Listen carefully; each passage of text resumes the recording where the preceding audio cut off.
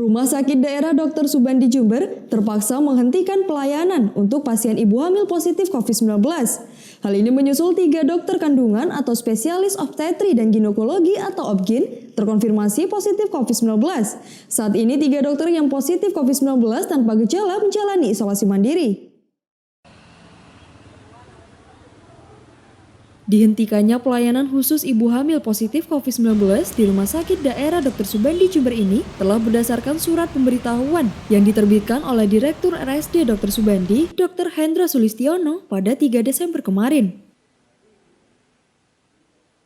Dalam surat pemberitahuan yang ditujukan kepada PLT Kepala Dinas Kesehatan dan sejumlah rumah sakit di Jember, disebutkan bahwa ada 3 dokter kandungan atau dokter obstetri dan ginekologi terkonfirmasi positif COVID-19.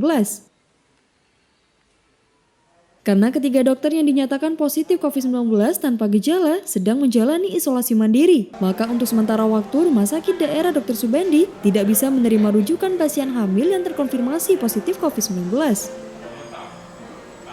Namun untuk pelayanan pasien terkonfirmasi positif COVID-19 lainnya maupun pasien umum, manajemen RSD Dr. Subandi Jember memastikan tetap berjalan sebagaimana mestinya dengan penerapan protokol kesehatan cukup ketat.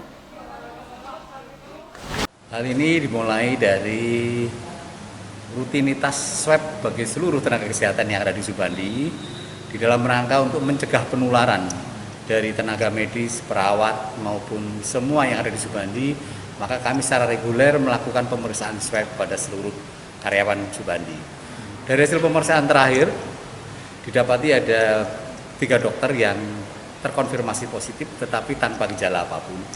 Hal ini tentunya dibutuhkan isolasi mandiri pada tenaga kesehatan tersebut, ya, sehingga pelayanan untuk sementara akan terganggu, sehingga kami mengeluarkan surat edaran kepada PLT Kepala Dinas Kesehatan dan seluruh rumah sakit perujuk.